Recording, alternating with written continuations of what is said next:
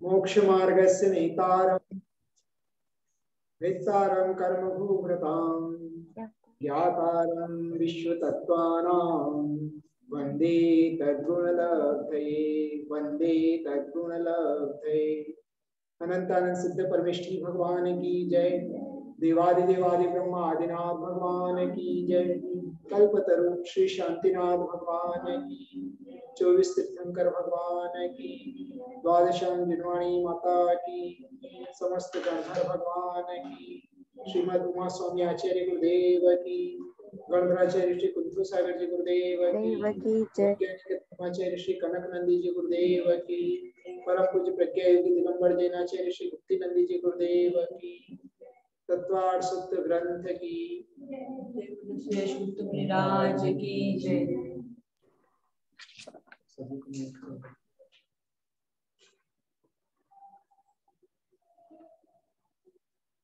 सम्यक दर्शन ज्ञान चारित्राणि मोक्ष मार्गः तत्वार्थ श्रद्धानं सम्यक दर्शनम तन्निसर्गा दधिगमाद्वा जीवा जीवाश्रव बंध संवर निर्जरा मोक्षास्तत्वं नाम स्थापना द्रव्य भाव तस्तन्यासः प्रमाण नैरधिगमः निर्देश स्वामित्व साधनाधिकरण स्थिति विधानतः सत्संख्या स्पर्शन कालांतर भावाल्पभूतेश्च।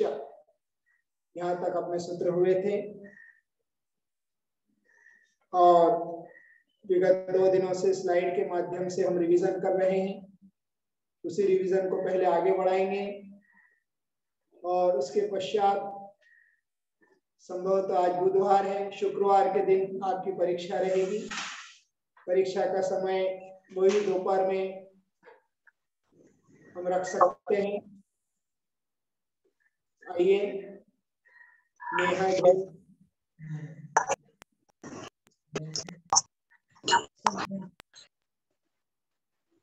जो भी स्क्रीनिंग कर रहे हैं, सम्मेद है, नेहा है, जो भी वो स्क्रीनिंग कीजिए।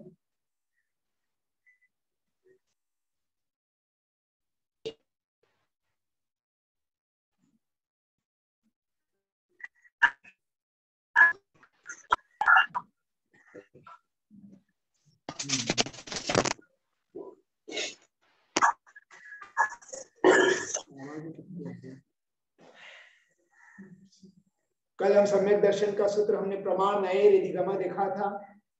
सकलादेशा प्रमाणा विकलादेशा नया। उसी श्रृंखला में आज आगे हम जान रहे हैं नए द्वारा सम्यक दर्शन।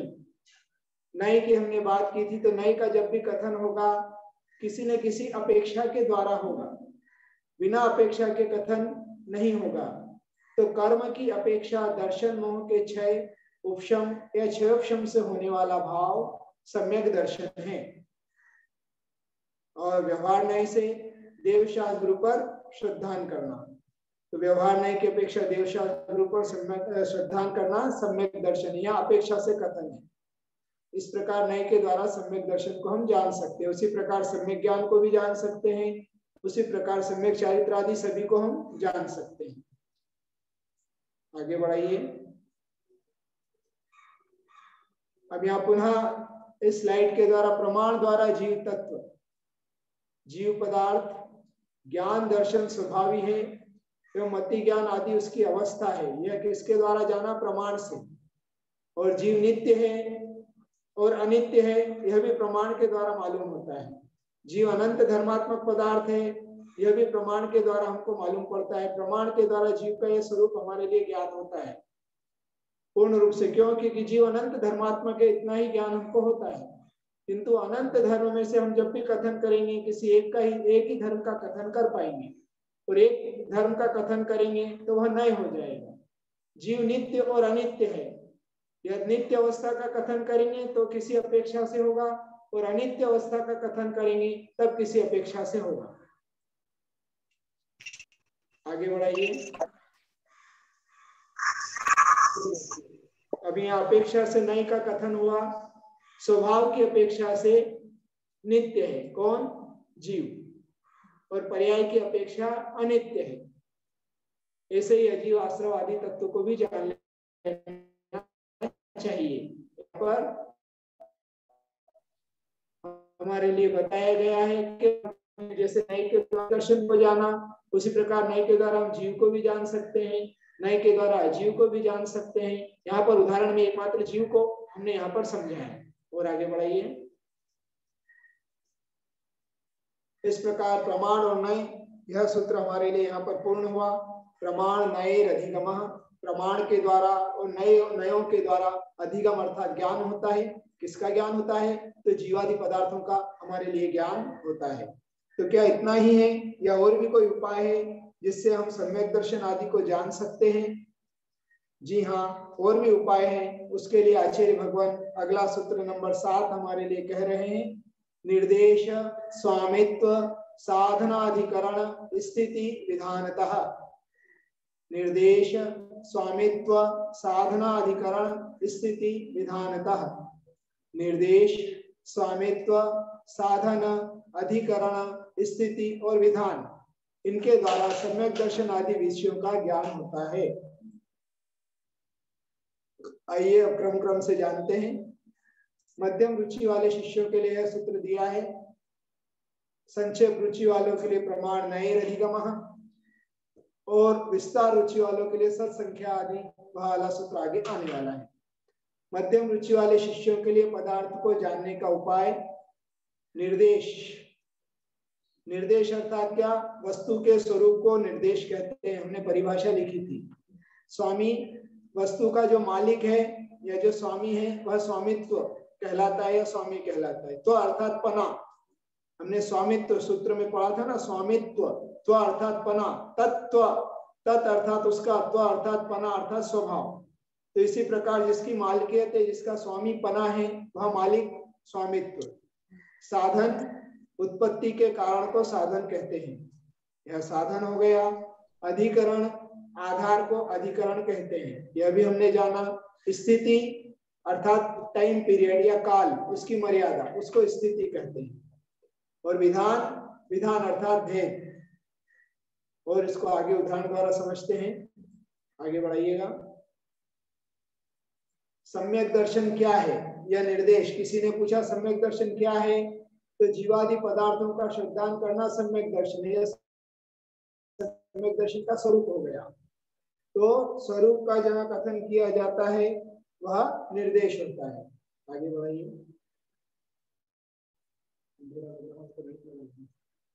अब स्वामित्व, तो सम्यक दर्शन किसको होता है? आपने स्वरूप तो बता दिया, उसका स्वामी कौन है? तो सामान्य अपेक्षा से जीव को होता है, अन्य तत्वों को सम्यक दर्शन नहीं होता है। और विशेष अपेक्षा से नारकी, दिव्यांश, मनुष्य, देव आदि गतियों में सम्यक दर्शन होता है। तो यह स्वामित्व हो गया। और आगे बढ़ाइएगा।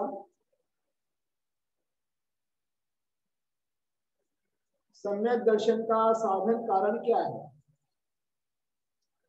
तो पूछा भाई उसका साधन क्या है? आपने निर्देश और स्वामित्व तो बता दिया, उसका साधन क्या है? तो साधन बाह्य साधन, अभ्यंतर साधन। हमने जाना था सम्यक दर्शन का साधन धर्म श्रवण, जाति स्मरण, जिनबिंब दर्शन, वेदनानुभव, देव रिद्धि दर्शन, यह बाह्य साधन है। अभ्यंतर में दर्शन मोहनी कर्म का क्षय, उपशम या क्षय उपशम, यह सम्यक दर्शन प्राप्ति के लिए आवश्यक है। तो बाह्य और अभ्यंतर दोनों कारणों से हमारे लिए वस्तु की उत्पत्ति होती है। बाह्य कारण धर्म श्रवण, जाति स्मरण अर्थात गुरु के द्वारा धर्म का उपदेश सुनना, जाति स्मरण, जाति स्मरण अर्थात पूर्व भाव का हमारे लिए स्मरण हो जाना, जिन बिंब दर्शन, जिनेन्द्र भगवान के बिंब के दर्शन करके स्वरूप को जानकर हमारे लिए वह बाह्य साधन हो जाना, सम्यक दर्शन की प्राप्ति होना। वेदना, तीव्र वेदना के अनुभव होने पर भी हमें हमारे सम्यक दर्शन की प्राप्ति हो जाती है। और देव रिद्धि दर्शन, जब देवों की रिद्धियां दूसरे देव देखते हैं तो उन्हें ज्ञात होता है, वो अवधि ज्ञान से जानते हो इसने पूर्व भाव में इस प्रकार सम्यक दर्शन प्राप्त किया था, मैं मुझको भी सम्यक दृष्टि बनना चाहिए। और अपनी परिणाम विशुद्धि करके देव रिद्धि दर्शन के माध्यम से सम्यक दर्शन को प्राप्त कर लेता है। यह बाह्य निमित्त हुए। और अभ्यंतर निमित्त दर्शन मोहनी कर्म का क्षय, उपशम और क्षय उपशम। आगे बढ़ाइए। अब सम्यक दर्शन का आधार क्या है? सम्यक दर्शन किसके आधार से रहता है? तो सम्यक दर्शन के दो आधार है, बाह्य आधार, अंतरंग आधार। तो जो बाह्य आधार क्या है? तो लोक का वह क्षेत्र जहाँ सम्यक दर्शन या सम्यक दृष्टि पाया जाता है। लोक नाली, त्रस नाड़ी जिसे कहते हैं वह बाह्य है, अर्थात सम्यक दृष्टि जीव वह त्रस नाड़ी के अंतर ही पाए जाते हैं। अंतरंग क्या है? तो जीव पदार्थ में जिस पदार्थ में सम्यक दर्शन पाया जाता है वह जीव स्वयं उसका आधार है। अर्थात जैसे मैं सम्यक दृष्टि हूँ तो मैं उसका आधार हो गया, और बाह्य मैं जहाँ पर अभी विराजमान हूँ, मैं जहाँ पर बैठा हूँ वह अधिकरण बाह्य आधार हो गया, और जो अंदर की तरफ सम्यक दर्शन है जिस जीव के अंदर है, इसलिए जीव वह अंतरंग आधार हो गया। इस प्रकार बाह्य और अंतरंग अधिकरण सम्यक दर्शन का दो प्रकार से है। आगे बढ़ाइएगा। स्थिति अर्थात टाइम पीरियड, वस्तु के काल की अवधि को स्थिति कहते हैं। तो काल क्या है, उसकी स्थिति क्या है? तो जघन्य से सम्यक दर्शन औपशमिक सम्यक की अपेक्षा से जघन्य से अंतर मुहूर्त तक ही रहता है। किसको और उत्कृष्ट से किसको होता है? तो संसारी को, और सर्वोत्कृष्ट किसको होता है? तो मुक्त को। संसारी को होता है तो 66 सागर, क्षयोपशमिक सम्यक दर्शन की अपेक्षा 66 सागर। औपशमिक भी संसारी को ही होगा, पर ये आपको समझाने के लिए, उत्कृष्ट स्थिति बताने के लिए, जघन्य स्थिति अंतर मुहूर्त है और उत्कृष्ट स्थिति क्षयोपशमिक सम्यक दर्शन की अपेक्षा 66 सागर। और मुक्त जीव अर्थात क्षयिक सम्यक दृष्टि या मुक्त जीव को साधी अनंत एक बार प्राप्त होने के बाद अब अनंत काल तक वह सम्यक दर्शन रहेगा या सम्यक दर्शन की स्थिति होगी। इसी प्रकार से हमको स्थिति जानना चाहिए। आगे अब भेद विधान का लक्षण, वस्तु के भेदों को विधान कहते हैं। हमने परिभाषा जानी थी, वस्तु के भेदों को विधान कहते हैं। तो भेद कितने हैं? तो सामान्य से सम्यक दर्शन एक, और निसर्ग और अधिगमज की अपेक्षा दो भेद, या वीतराग और सराग की अपेक्षा दो भेद, औपशमिक क्षयोपशमिक सम्यक दर्शन की अपेक्षा तीन भेद, और शब्दों की अपेक्षा संख्यात भेद, श्रद्धान करने वालों की अपेक्षा असंख्यात भेद, और श्रद्धे अर्थात श्रद्धान करने योग्य पदार्थों की अपेक्षा अनंत प्रकार का सम्यक दर्शन हो सकता है। तो यह भेद, तो निर्देश, स्वामित्व, साधन, अधिकरण, स्थिति और विधान, इस प्रकार हमारे द्वारा इस सूत्र के माध्यम से विश्लेषण किया गया। आगे इसी प्रकार सम्यक ज्ञान चारित्र एवं जीव आदि तत्वों पर भी लगाना चाहिए। उदाहरण के लिए फिर से बता रहे हैं, निर्देश तो जीवादि पदार्थों का श्रद्धा सम्यक दर्शन या निर्देश हो गया।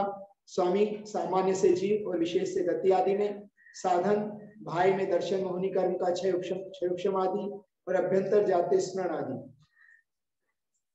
ये शायद उल्टा लिखा है यहाँ पर, अंतरंग में भाई में जाति स्मरण है, अभ्यंतर में दर्शन मोहनी कर्म का क्षयोपशम। अधिकरण भाई में 14 राजु लंबित रस नाली है, अभ्यंतर में सम्यक दर्शन का जो स्वामी है वही उसका आधार है। स्थिति जघन्य अंतर मुहूर्त है और उत्कृष्ट स्थिति साधी अनंत है। बीच की स्थिति हम अभी देख कर ही आए हैं, क्षयोपशमिक सम्यक दर्शन की अपेक्षा 66 सागर, और सिद्धों की अपेक्षा साधी अनंत, या क्षयिक सम्यक की अपेक्षा साधी अनंत। विधान तो विधान अर्थात भेद, तो सम्यक दर्शन 1, 2, 3 अथवा संख्यात असंख्यात तो अनंत प्रकार का होता है। आगे बढ़ाइए। इस प्रकार यहाँ वर्णन करने के बाद आचार्य भगवान अगले सूत्र की ओर हमें ले जा रहे हैं, और अगले सूत्र के माध्यम से अब जो विस्तार बुद्धि वाले शिष्य हैं उनके लिए आचार्य भगवान ने यहाँ पर सूत्र दिया है। सत्संख्या क्षेत्र स्पर्शन कालांतर भावाल्प बहुत्वेश्च। सत्संख्या क्षेत्र स्पर्शन कालांतर भावाल्प बहुत्वेश्च। सत संख्या क्षेत्र स्पर्शन काल अंतर भाव और अल्पभोग, इनके द्वारा भी सम्यक दर्शन आदि विषयों का ज्ञान होता है। आइए अब इनकी थोड़ी परिभाषा की चर्चा करते हैं। पुनः से यहाँ पर नाम दिए हैं। पदार्थों को जानने के उपाय सत, संख्या, क्षेत्र, स्पर्शन, काल, अंतर, भाव और अल्प बहुत्व। आगे सत क्या है? सत अर्थात वस्तु का अस्तित्व, एग्जिस्टेंस अर्थात होना। जैसे जीव है, उद्गल है ना। जैसे हमने दुकानदार से पूछा था कपड़ा है, उसने बोला है, साड़ी है, उसने बोला है। तो एग्जिस्टेंस मतलब है, सत अर्थात वस्तु अस्तित्व। आगे संख्या, तो वस्तु के परिमाणों की गिनती को संख्या कहते हैं, अर्थात क्वांटिटी। वह कितने प्रमाण में है। भेद में ध्यान रखिएगा, अभी जो पिछले सूत्र में भेद गया उसमें हमने प्रकार जाने थे, वह कितने प्रकार का है। अब यहाँ पर क्वांटिटी है, संख्या में यहाँ पर क्वांटिटी। जैसे जीव कितने हैं तो अनंत है, उद्गल कितने हैं, अनंत अनंत है। उसी प्रकार से अन्य वस्तु में भी जान लेंगे। हम दुकानदार के पास गए, भैया वो वाली साड़ी है, कितनी है, बोले 10। ये क्या हो गई, क्वांटिटी। हम कुछ भी खरीदना चाहते हैं, भाई इतना दर्जन मिलेगा, इतनी क्वांटिटी में मिलेगा। जहाँ क्वांटिटी का वर्णन है वहां पर संख्या, अर्थात वस्तु के परिमाणों की गिनती को संख्या कहते हैं। आगे वही जो हमने चर्चा की वो यहाँ पर आ गया। विधान और संख्या में क्या अंतर है? विधान अर्थात भेद या प्रकार, और संख्या अर्थात क्वांटिटी। आगे बढ़ाइए। क्षेत्र, वस्तु या पदार्थ के वर्तमान काल के निवास स्थान को क्षेत्र कहते हैं। जैसे मिथ्या दृष्टि जीव का क्षेत्र तीनों लोक, मिथ्या दृष्टि तीनों लोक में पाए जाते हैं। नारकी कहाँ पाए जाएंगे? तो नारकी लोक का असंख्यात भाग अर्थात नरक में ही पाए जाएंगे, और कहीं नारकी नहीं पाए जाते हैं। मनुष्य मात्र मध्य लोक में भी 2.5 दीप क्षेत्र होगा मनुष्य की अपेक्षा। इसे यहाँ पर लगा लेना चाहिए, अर्थात उसका जो वर्तमान काल का निवास स्थान है, क्षेत्र है, वह क्षेत्र कहलाता है। आगे स्पर्शन, 3 काल में वस्तु ने कितने क्षेत्र को स्पर्श किया है वह स्थान स्पर्शन कहलाता है। अर्थात भूतकाल में, भविष्य काल में, वर्तमान काल में, तीनों जगह का जो स्पर्शन है उसे तीनों काल संबंधी निवास को स्पर्शन कहते हैं। जैसे मिथ्या दृष्टि जीव, उसका स्पर्शन क्या? तीनों लोक। नारकी को वही लोक का असंख्यात भाग, उसका स्पर्शन रहेगा, क्योंकि नारकी अभी जब से भूत, वर्तमान, भविष्य तीनों पर्याय में लोक के असंख्यात भाग को स्पर्श कर रहा है, उस अपेक्षा से यहाँ पर कथन करना चाहिए। आगे क्षेत्र और स्पर्शन में क्या अंतर है? दोनों में समानता दिखती है, फिर भी क्या अंतर है? तो यहाँ पर अंतर हम स्लाइड के माध्यम से जान रहे हैं। पदार्थ के वर्तमान क्षेत्र के स्पर्शन का अभिप्राय क्षेत्र है, और त्रिकाल गोचर स्पर्शन का अभिप्राय अर्थात अतीत अनागत क्षेत्र के स्पर्शन का अभिप्राय है स्पर्शन। उदाहरण, जैसे वर्तमान जल के द्वारा वर्तमान घट के क्षेत्र का स्पर्शन होता है, अर्थात घड़े के अंदर जो जल है, कभी उस जल का क्षेत्र कितना हुआ घड़ा। एक शीशी के अंदर कोई मेडिसिन, लिक्विड मेडिसिन रखा हुआ है, तो उस मेडिसिन का क्षेत्र उस समय कितना हुआ? वह शीशी, वह कांच की बोतल है ना।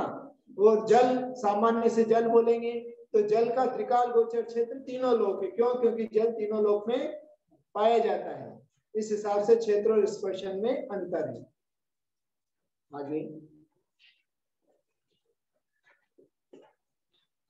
काल हमने समझा था, वस्तु के ठहरने की मर्यादा को काल कहते हैं, है ना।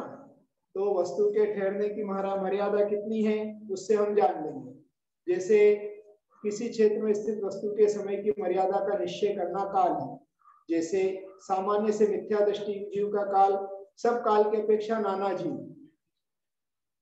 जीव की अपेक्षा मिथ्या दृष्टि सब कालों में पाए जाते हैं, है ना। और विशेष से नरक में मिथ्या दृष्टि का काल एक जीव की अपेक्षा लगाना। एक जीव नरक में मिथ्या दृष्टि है तो उसका जब तक वो नरक में रहा है तब तक उसका काल मिथ्या, जब तक मिथ्यात्व में रहा है तब तक उसका काल मिथ्या दृष्टि का काल है। जैसे ही वो सम्यक दर्शन प्राप्त कर लेता है तो उसका काल मिथ्यात्व का काल नहीं रहेगा। मतलब उसका अवधि या ठहरने की मर्यादा, उसकी लिमिट, वह कितने समय तक उस अवस्था में, उस पर्याय में ठहरा, जैसे नारकी की अपेक्षा बोलेंगे तो उसका काल कितना है, तो वो नरक में रहा है उतना काल उसका है। आप दुकान में 2 घंटे बैठे हैं तो आपका दुकान में बैठने का काल कितना है, 2 घंटे। आप जॉब करते हैं 6 घंटे 8 घंटे की आपकी ड्यूटी है, तो आपका ड्यूटी का काल कितना हो गया, 6 घंटे 8 घंटे। उसी प्रकार से यहाँ पर काल को समझना चाहिए। जघन्य से काल अंतर्मुहूर्त होता है, नारकी का नहीं। जघन्य से जीव की अपेक्षा अंतर्मुहूर्त है, नारकी का तो जघन्य काल 10,000 वर्ष। एक बार नरक पर प्राप्त होने के बाद 10,000 वर्ष कम से कम उसकी आयु होती है, अंतर्मुहूर्त नहीं होती है। और उत्कृष्ट से 1, 3, 7, 10, 17, 22, 33 सागर नारकी की आयु होती है। पहले नरक की 1 सागर, दूसरे की 3, तीसरे की 7, चौथे की 10, पांचवे की 17, छठे की 22 और सातवें की 33 सागर। यह जघन्य सामान्य जीव की अपेक्षा अंतर्मुहूर्त काल है। और अंतर्मुहूर्त काल वहां पर मिथ्यात्व की अपेक्षा भी ले सकते हैं कि अंतर्मुहूर्त मिथ्या दृष्टि अवस्था में भी रह सकता है, उस अपेक्षा से यहाँ पर लिखा होगा, क्योंकि वहां पर अंतर्मुहूर्त के पश्चात वह सम्यक दर्शन को प्राप्त कर सकता है नारकी जी। आगे अंतर, डिफरेंस, विरह काल, वस्तु के विरह काल को अंतर कहते हैं। यह हमने समझा था, पुनः यहाँ पर उसको रिपीट हो रहा है। जब विवक्षित गुण गुणांतर रूप से संक्रमित हो जाता है और पुनः उसकी प्राप्ति हो जाती है तो मध्य के काल को विरह काल कहते हैं। यह हमने समझा था कि कोई जीव अपने घर से, कोई व्यक्ति मुंबई के लिए गया, 3 दिन मुंबई में रहा और पुनः घर पर आ गया, तो घर से निकलकर पुनः घर पे आने के बीच का जो काल है वह विरह काल है। जैसे कोई स्टूडेंट घर से कॉलेज के लिए गया, 3 घंटे कॉलेज में रहा और पुनः घर पर आ गया, तो घर से जाने की अवधि, कॉलेज में पढ़ाई की अवधि और वापस लौटकर आने की अवधि, पुनः घर पर आने तक जो बीच का समय है, जो डिफरेंस है, जो अंतर है, उसे विरह काल कहते हैं या अंतर कहते हैं। उदाहरण की अपेक्षा या मिथ्या दृष्टि जीव का अंतर कोई नहीं होता है। क्यों? क्योंकि हमेशा मिथ्या दृष्टि जीव संसार में पाए जाते हैं, कभी भी उनका अभाव नहीं होता, इसलिए कोई अंतर नहीं है। पर सम्यक दर्शन की अपेक्षा अंतर हो सकता है कि एक जीव के सम्यक दृष्टि होने के बाद पुनः कितने काल के अंतर के बाद दूसरा जीव सम्यक दृष्टि होता है, तो उस अपेक्षा से यहाँ पर अंतर हो सकता है। विशेष से नरक में मिथ्या दृष्टि का अंतर एक जीव की अपेक्षा हो सकता है। एक जीव की अपेक्षा से मिथ्या दृष्टि का अंतर जघन्य से अंतर्मुहूर्त और उत्कृष्ट कुछ कम 1, 3, 7, 10, 17, 22, 33 सागर। अर्थात मिथ्या दृष्टि जीव नरक में अंतर्मुहूर्त तक भी हो सकते हैं और 33 सागर तक भी रह सकते हैं। जो आज नरक में 7वें नरक में नारकी जीव मिथ्या दृष्टि अगर कोई जीव है तो उसकी उत्कृष्ट आयु 33 सागर है, जघन्य आयु 22 सागर है। तो 22 सागर से 33 सागर के बीच में मिथ्या दृष्टि जीव नाना जीव की अपेक्षा हो सकते हैं। तो ये अंतर हमारे लिए समझने के लिए है कि एक जगह से जाकर पुनः लौटकर वापस अपने विवक्षित स्थान को प्राप्त हो जाना अंतर है, या किसी जीव ने मनुष्य पर्याय में जन्म लिया, पुनः मरण करके तिर्यंच में गया, तिर्यंच की आयु बिताकर पुनः मनुष्य में आया, तो जो बीच के काल का डिफरेंस है वो अंतर काल कहलाता है। भाव, औपशमिक आदि परिणामों को भाव कहते हैं। जैसे मिथ्या दर्शन या उदयिक भाव है, सम्यक दर्शन या औपशमिक भाव है, इसी प्रकार क्षायिक और क्षायिक भाव अर्थात जीव के परिणाम 5 प्रकार के भाव होते हैं। अगले अध्याय के प्रथम सूत्र में आएगा, औपशमिक, क्षायिक, मिश्र, औदयिक और पारिणामिक, इस 5 प्रकार के भाव जीव में पाए जाते हैं। वह जीव के स्वतत्व हैं, पूरा 5 प्रकार के भाव जीव में पाए जाते हैं। तो जो भाव अभी इस समय आपका जो परिणाम चल रहा है वही आपका भाव है। आगे अल्प बहुत्व, इसको भी हमने जाना था। न्यूनाधिकता, हीनाधिकता, अर्थात एक दूसरे की अपेक्षा न्यूनाधिक का ज्ञान करने को अल्प बहुत्व कहते हैं। जैसे तिर्यंच सबसे ज्यादा होते हैं, सिद्ध, उसके बाद सिद्ध, फिर देव, नारकी और मनुष्य सबसे कम होते हैं। तिर्यंच क्यों सबसे ज्यादा होते हैं? क्योंकि निगोदिया जीव अनंत हैं और वो तिर्यंच में आते हैं, इसलिए सबसे ज्यादा तिर्यंच होते हैं। उसके बाद सिद्ध जीव होते हैं और फिर उससे ज्यादा देव होते हैं, फिर नारकी होते हैं और मनुष्य सबसे कम होते हैं। मनुष्य की संख्या मात्र 29 अंक प्रमाण है। शास्त्रों के अनुसार इकाई, ढाई, सैकड़ा, हजार, 10,000, लाख, 10 लाख, ऐसे एक एक एक एक एक एक एक एक एक एक संख्या रखते हुए पूरी 29 की लाइन बना लेंगे, इतने प्रमाण मनुष्यों की संख्या होती है। इसलिए अल्प बहुत तुम्हें हीनादिकता हमने यहाँ पर जानी, कौन कम है, कौन ज्यादा है, कौन हीन है, कौन उससे ज्यादा है। गुण की अपेक्षा भी लगा सकते हैं, या ज्यादा गुणवान है, या कम गुणवान है। या अल्प बहुत में लगा सकते हैं कि गाय के दूध में कम शक्ति होती है और भैंस के दूध में ज्यादा शक्ति होती है। दोनों के दूध की शक्ति की अपेक्षा से भी हम हीनादिकता, इसी प्रकार दो पदार्थों में हीनादिकता न्यूनादिकता का ज्ञान कराना अल्प बहुत्व है। सम्यक दर्शन के विषय में हमने समझा था कि संसारी जीवों की अपेक्षा सबसे अधिक क्षायक्षमिक सम्यक दृष्टि होते हैं, उससे कम क्षायिक सम्यक दृष्टि होते हैं, और सबसे कम औपशमिक सम्यक दृष्टि पाए जाते हैं। आगे बढ़ाइए, शुरू कीजिए। आते हैं पुनः यहाँ पर चार्ट में परिभाषा आपके लिए दी गई है। सत अर्थात अस्तित्व, संख्या अर्थात गिनती, क्षेत्र अर्थात वर्तमान निवास, स्पर्श अर्थात तीनों कालों का विचरण क्षेत्र, काल अर्थात अवधि, अंतर अर्थात डिफरेंस विरह काल, भाव अर्थात परिणाम, और अल्प बहुत अर्थात कम ज्यादा की तुलना करना। आगे ठीक है, स्लाइड हटा लीजिए। इस प्रकार हमने यहाँ पर 8 सूत्रों का रिवीजन किया। 8 सूत्रों के माध्यम से हमने जानने का प्रयास किया सम्यक दर्शन को। पुनः रिपीट एक बार करें। मोक्ष मार्गस्य नेतारम भेत्तारम कर्म भोगृताम ज्ञातारम विश्व तत्वानाम वंदे तद्गुण लब्धे। जो मोक्ष मार्ग के नेता हैं और कर्म रूपी पर्वतों का भेदन करने वाले हैं, विश्व के समस्त तत्वों को जानने वाले हैं, अर्थात सर्वज्ञ हैं, वीतरागी हैं और हितोपदेशी हैं, ऐसे भगवान को मैं नमस्कार करता हूँ। क्यों नमस्कार करता हूँ? वंदे तद्गुण लब्धे, उनके समान गुणों की प्राप्ति के लिए मैं उन्हें नमस्कार करता हूँ। फिर सम्यक दर्शन क्या है, मोक्ष मार्ग क्या है, यह प्रश्न उपस्थित होने पर पहले सूत्र की उत्पत्ति हुई। सम्यक दर्शन ज्ञान चारित्राणि मोक्ष मार्ग। सम्यक दर्शन, सम्यक ज्ञान और सम्यक चारित्र, तीनों की एकता मोक्ष मार्ग है। फिर सम्यक दर्शन सूत्र से लेकर प्रश्न हुआ कि सम्यक दर्शन क्या है, तो आचार्य भगवान ने उत्तर दिया तत्वार्थ श्रद्धानम सम्यक दर्शनम। तत्व और उनका अर्थ अर्थात तत्व और पदार्थ का श्रद्धान करना। कैसा श्रद्धान? जैसा जिनेंद्र भगवान ने स्वरूप बताया है उसी रूप में, या जो जिस रूप में है उसी रूप में श्रद्धान करना सम्यक दर्शन है। फिर सम्यक दर्शन के अनेक भेद हमने जाने। तत्व श्रद्धान, फिर तन्नी सर्गाद अधिगमाद्वा, वह सम्यक दर्शन कैसे होता है? तो वह सम्यक दर्शन निसर्गात अधिगमात वा, निसर्ग से अधिगम से या और भी अन्य प्रकार से सम्यक दर्शन होता है। फिर 7 तत्व कौन से होते हैं? जीव, अजीव, आश्रव, बंध, संवर, निद्रा, मोक्ष। इन 7 तत्वों को बताने के लिए हमारे लिए सूत्र रखा जीवा जीवा बंध शास तत्वम। इन 7 तत्वों के माध्यम से इन 7 तत्वों पर श्रद्धान करना सम्यक दर्शन होता है।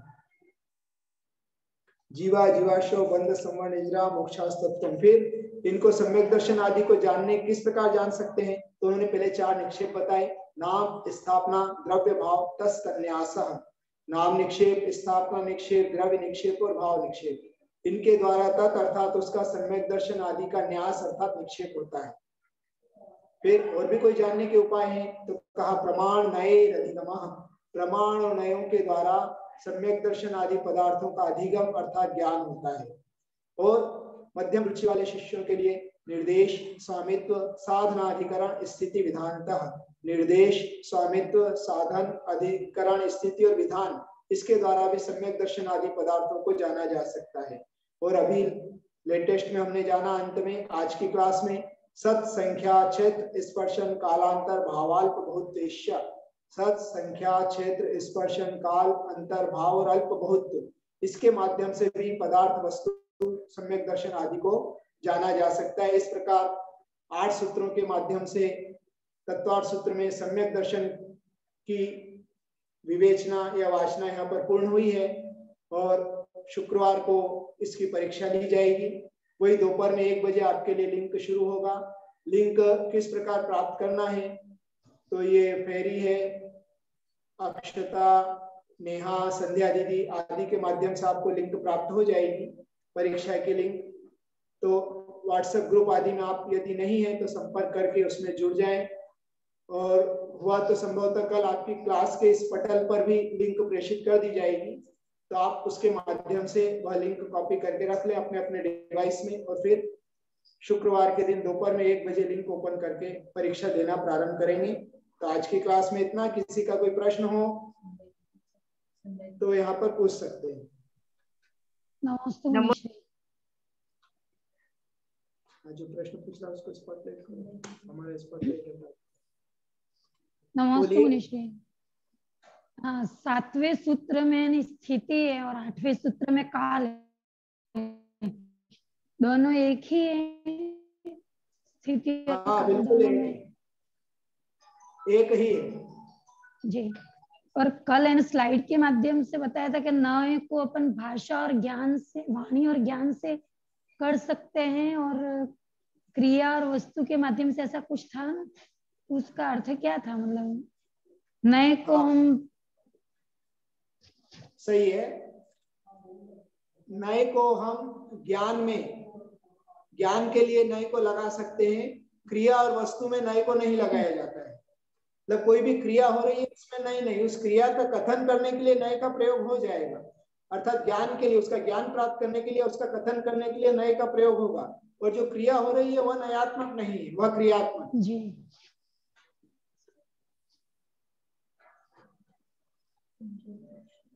हाँ, और किसी का प्रश्न है? नमस्ते गुरुदेव। आप कुंजल जी आशीर्वाद बोलिए। आप गुरुदेव, पहले में आया ना कि जीव पदार्थ की अपेक्षा अनित्य है। हाँ, तो मतलब उसका एग्जाम्पल कैसे, मतलब पदार्थ समझ की में? अपेक्षा में पर्याय की अपेक्षा। हाँ, पर्याय की अपेक्षा अनित्य है। तो हाँ जी, पर्याय की अपेक्षा अनित्य है, अर्थात पर्याय बदलती रहती है। नित्य अर्थात हमेशा रहने वाला, और अनित्य अर्थात परिवर्तन होने वाला। तो पर्याय परिवर्तित होती रहती है। जैसे बचपन, जवानी, वृद्धावस्था, 3 पर्याय हो गई जीव की। तो क्या वह नित्य है? नहीं है, जो हमेशा परिवर्तनशील है। तो जीव क्या नित्य है, अनित्य है? तो जीव कथनचित नित्य है और कथनचित अनित्य। किस प्रकार से? तो जीव से तो हमेशा रहता है, जीव का कभी नाश नहीं होता है, उस अपेक्षा से जीव नित्य है। पर जीव की पर्याय बदलती रहती हैं, उस अपेक्षा से जीव अनित्य है। हाँ हाँ गुरु जी, नमस्ते गुरुदेव। और किसी का प्रश्न है?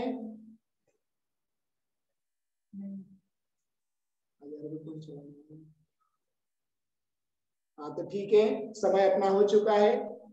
आज की क्लास में इतना ही। और संध्या दीदी ने आपको शुरू में सूचनाएं दी हैं, उस हिसाब से कल से सभी का म्यूट रहेगा। और जब भी प्रश्न पूछना है लास्ट के 5 से 10 मिनट आपके लिए दिए जाएंगे। और बीच में भी कोई जिज्ञासा तो आप वो जो चैटिंग होता है इसमें उस पर मैसेज छोड़ सकते हैं, या फिर अपने हैंड रेस कर सकते हैं।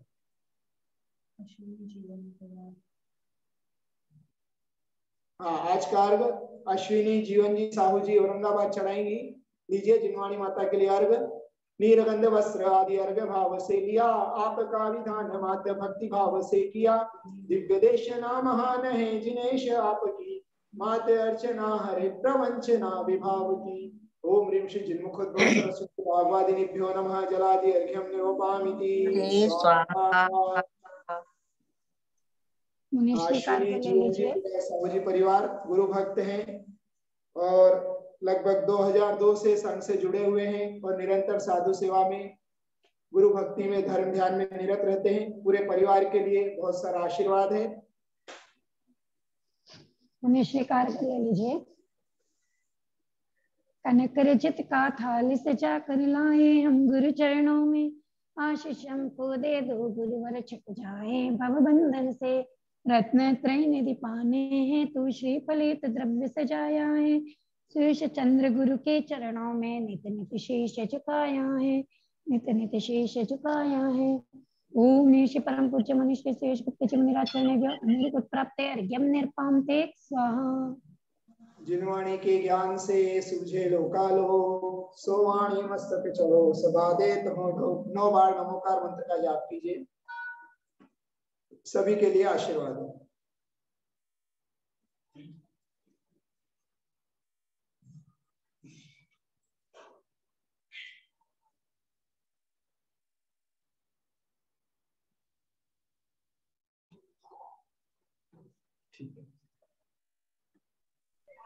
नमो सूर्य।